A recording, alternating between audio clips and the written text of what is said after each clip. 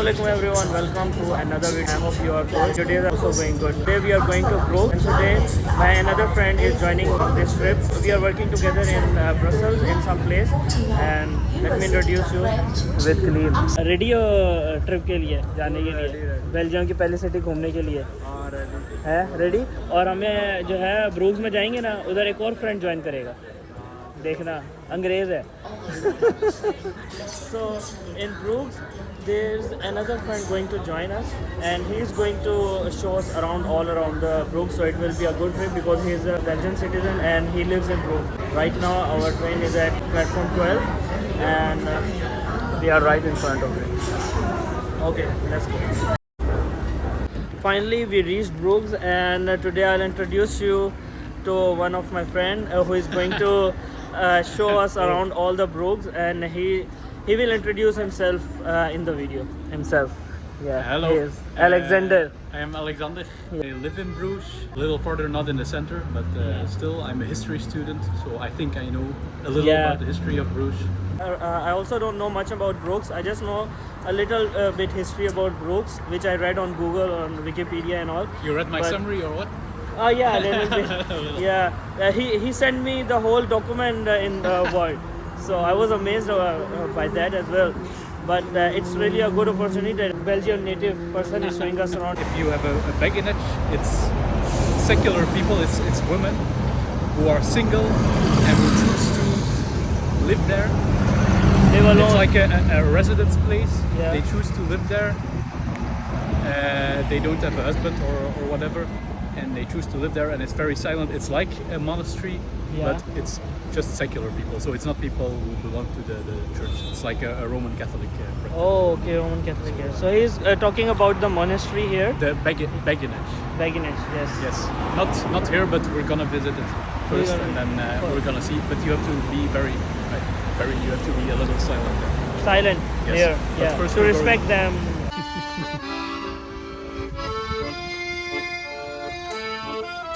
So I think this is the Minnewater Park. So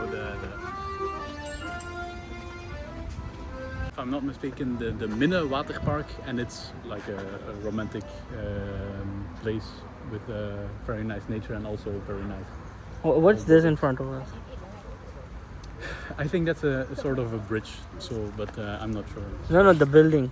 Yeah, that building is It's a bridge? You see, it's like beneath it. It's just water. Yeah.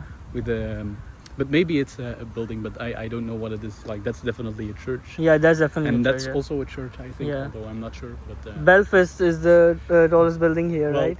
Belfort is like in the center, so you're not gonna see it from.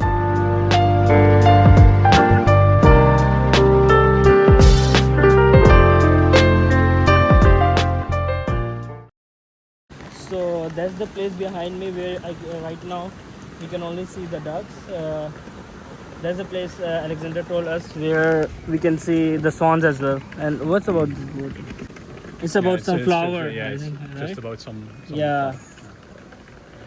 I thought it's about swans. Wow. What is it? Beginage. Beginage. Yes, Beginhof is Beginhof in Netherlands, in Dutch. Yes, in Dutch. That is like more easy to say. Really? Like that's what is written, Beginhof, right? Yeah. But in French, how you say in French? Beginage. Beginage, But yeah. It's written differently, so it's the same. It's written the same in English as it is in Dutch, but in French. So in French, but written is same, but the pronunciation is different. so here you see it. Beginage. Beginage, yes. And it's a So what they're seeing is emancipated women who dedicated their lives to God without withdrawing from the world. So basically, so normally you'd have church people, so people who officially joined the church, who would like close themselves off and they would live this religious life. But there are women who were just single and wanted to devote their life to God or to faith, but they didn't join the church formally, so they weren't. So what are they called? What Do they call them something? Yeah. they're biggie. I don't know what they're called in English. Beginnen. Okay. Beggins. But they are not a part of church, and they also.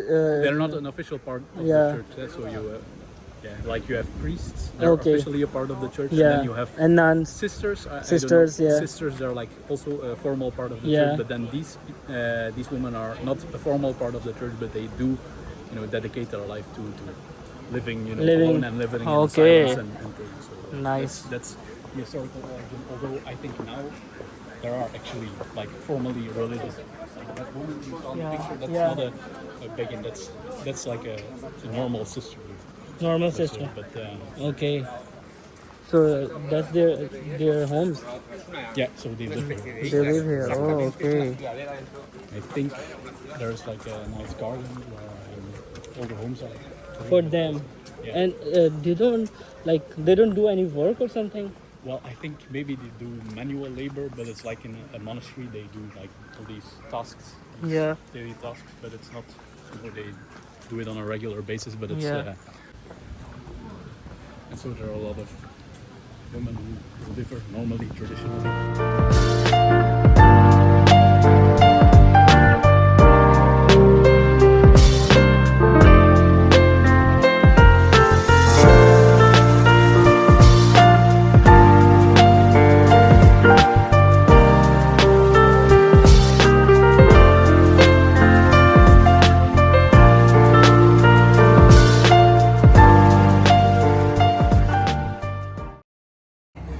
So this is actually like a priest, only, but like to have your head shaved like this. Yeah. Head shaved. Like it's And priest is really weird. yeah. Well, we got a lot of like these monasteries who are also. You heard of Westmalan and so on? No, I don't have. Well, a lot of famous Belgian beers are actually. Even priest drink brewed in- those beers. What is Even priest drinks. Well, no, actually, the beers themselves are brewed, are like made in monasteries. Okay. Like Oh, by, okay. By often male Yeah. religious people.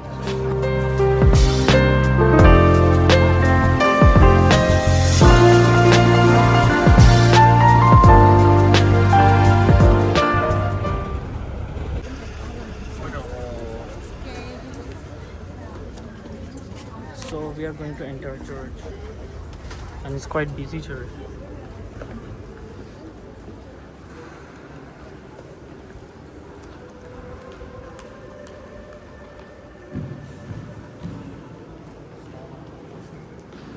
It's a museum. Yeah, partly. Partly, Because they yeah. got paintings by the Flemish masters. I don't know Yeah. if you saw it in the entrance. It's So also a church like as well. Yeah, so it also contains a lot of these Yeah. great, pieces of art. But then we're gonna look for the statue by Michelangelo.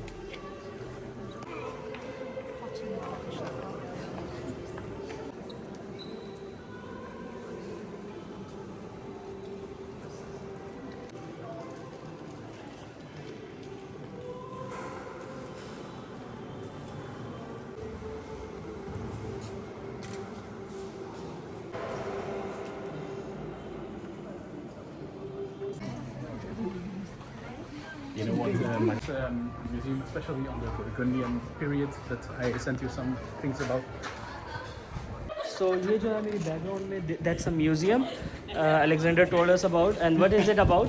So it's on the general history of Bruges, especially on the elite culture. So it's Okay. quite a lot of art, but it's also. So, for example, the motto is "Plus et en vous," which was a motto of the Burgundian dukes who ruled Bruges and Flanders in the 14th and the 15th century. So it's focused on that period, I think. Okay. So the elite culture, If you want to see elite culture, you can come to this museum. yes, you can come to this building and the wealth of Bruges Wealth of Bruges. in late Because it medieval was a period. trade hub. Because it was an important, very important trade hub at that point in time.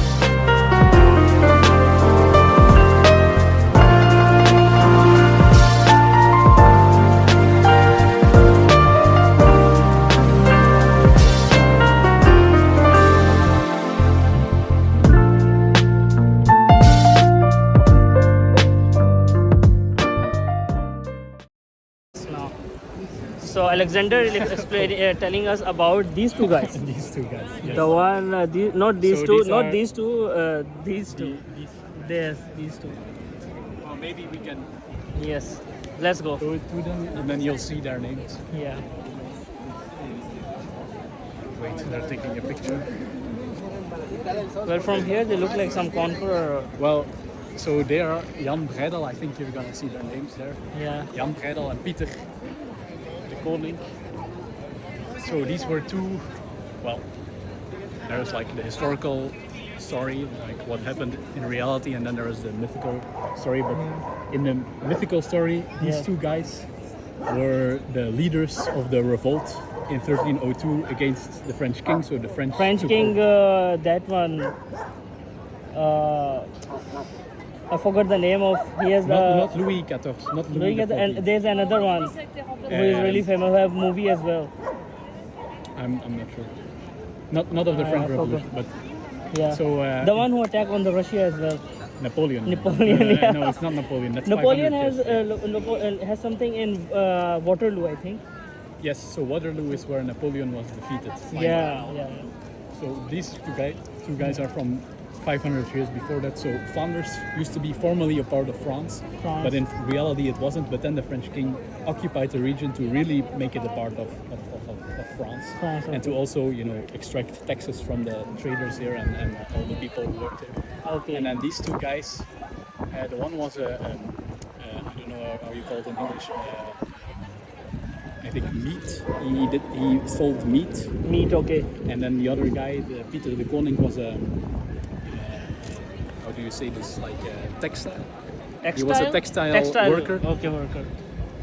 And so yeah, they revolted against French, and there was a revolt in Bruges, and the French soldiers who were here were all killed off, and then they led the revolt in Kortrijk, and then you have the Battle of the Gulden Spoor, the Gulden Sporenslag. I don't know if you heard about it, because today's Flemish national holiday or Flemish day is on the 11th of July to commemorate that battle against the French in 1302 against them, and they were supposedly the leaders of that revolt, but in fact, I mean, Pieter de Koning was actually important, but then Jan Breidel is just, you know, I mean, he was an historical guy, but he wasn't like a leader. He was just one person who helped him who took part in this revolt. But then, like in 1800, there was a famous writer called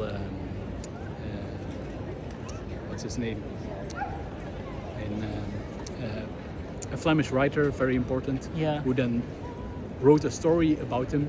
But that was like, it was for a huge part it was myth, but it was very important for the development of the Flemish movement in the 19th century. So that's nice. You know, they were two historical people, but then later they were their story was changed and they became part of a legend where the Flemish revolted against the French, which did happen in reality, but not in the way it was. It was said in the not the way it was said in the story. In the story, was written by a writer. By the writer. We forgot the name of the writer. Okay, no problem.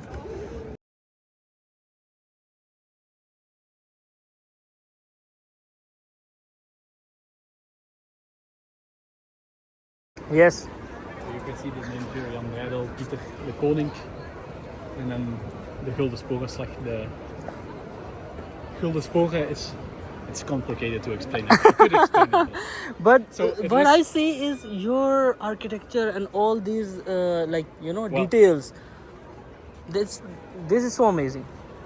Yeah, that's what really attract the tourists as well. Yeah. Too much hot sun.